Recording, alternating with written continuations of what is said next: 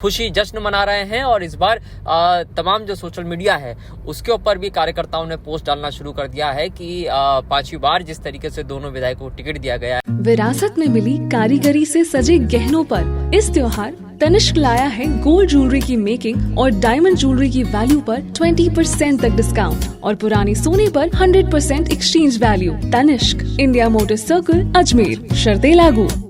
देखिए, भारतीय जनता पार्टी ने अपनी जो दूसरी सूची है उसको जारी कर दिया है, जिसमें 83 नामों की जो घोषणा है वो भारतीय जनता पार्टी ने की है। और उसके बाद में अजमेर शहर की अगर हम बात करें तो अजमेर उत्तर से विधायक वासुदेव देवनानी को एक बार वापस से भारतीय जनता पार्टी ने चुनाव के मैदान में उतारा है। और उसके साथ ही जो अजमेर दक्षिण से विधायक है अनीता बघेल, उनको भी दोबारा से इस बार रिपीट किया गया है और उनको भी मौका दिया गया है चुनाव के मैदान में। यानी कि साफ तौर पर अजमेर उत्तर और दक्षिण की अगर हम बात करें तो दोनों ही जो विधायक हैं वो उनको भारतीय जनता पार्टी ने प्रत्याशी बनाया है और दोनों ही अपने अपने टिकट को लेकर काफी कॉन्फिडेंट पहले से ही थे। लेकिन वसुंधरा राजे के जो समर्थक लोग थे उनके टिकट को लेकर जो संशय मन में लगातार चल रहा था, उससे कहीं ना कहीं चिंता जो है वो अजमेर दक्षिण की विधायक अनीता बघेल के मन में जरूर थी। लेकिन हमारे सूत्र इस बात की जानकारी भी दे रहे हैं कि अजमेर दक्षिण की विधायक अनीता बघेल को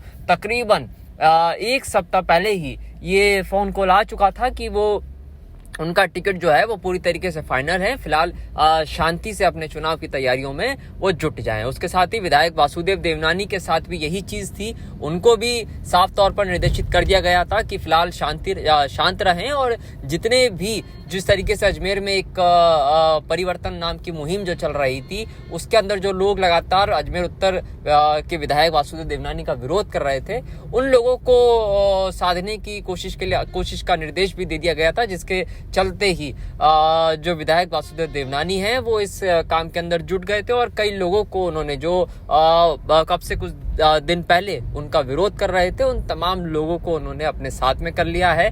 भारतीय जनता पार्टी के अंदर कमल के फूल को वोट देने के लिए, उसके पार्टी के लिए काम करने के लिए उन्होंने उन्हें तैयार भी कर लिया है। यानी कि पार्टी ने साफ तौर पर निर्देश दिया था कि जो खिलाफत इस वक्त लोग कर रहे हैं या जो नुकसान पार्टी को पहुंचा सकते हैं, उन तमाम लोगों को साधिए और उन लोगों से बातचीत कर इसका समाधान निकालिए। तो वो समाधान निकालने में काफी हद तक अजमेर उत्तर के विधायक वासुदेव देवनानी सफल भी हुए। हालांकि कुछ और पार्टी के कार्यकर्ता भी हैं जो काफी नाखुश भी हैं, क्योंकि परिवर्तन नाम से जिस तरीके की बातें अजमेर उत्तर के क्षेत्र में टिकट को लेकर चल रही थी, वो कहीं ना कहीं काफी परेशान विधायक वासुदेव देवनानी को कर रही थी। लेकिन टिकट की घोषणा के साथ ही अब तमाम जो कार्यकर्ता हैं वो उनके घर पर उनका स्वागत कर रहे हैं। और इस वक्त जो तस्वीरों में आपको बिल्कुल दिख रहा होगा कि अजमेर दक्षिण की विधायक और उत्तर दोनों के ही घर पर इस वक्त कार्यकर्ता मौजूद हैं। कार्यकर्ता खुशी जश्न मना रहे हैं और इस बार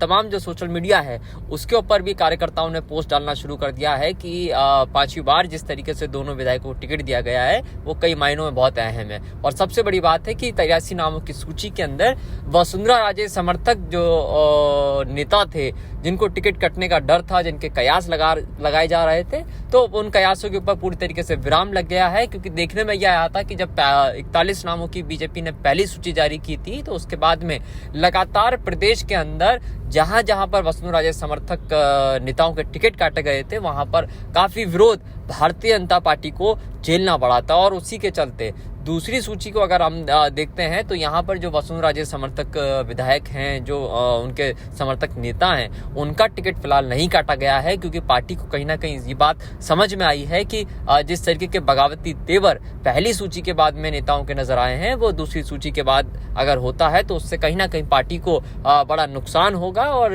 उसी को डैमेज कंट्रोल करते हुए वसुंधरा राजे समर्थक नेताओं के टिकट इस बार इस सूची के अंदर नहीं काटे गए हैं। और सबसे महत्वपूर्ण बात ये भी है कि पुष्कर के विधायक सुरेश सिंह रावत के नाम को लेकर बड़ी चर्चा थी। उनका टिकट कटने की बड़ी जोर शोर से चर्चा कल देर रात तक चल रही थी, लेकिन आज सूची आने के बाद में उनका टिकट फाइनल हो गया और अब उनके यहाँ भी समर्थक लगातार जुट चुके हैं। अजमेर के नसीराबाद अगर विधानसभा क्षेत्र की बात करें तो यहाँ भी एक बार फिर रामस्वरूप लांबा के ऊपर पार्टी ने भरोसा जताया है और रामस्वरूप लांबा को एक बार फिर से चुनावी मैदान में उतार दिया है।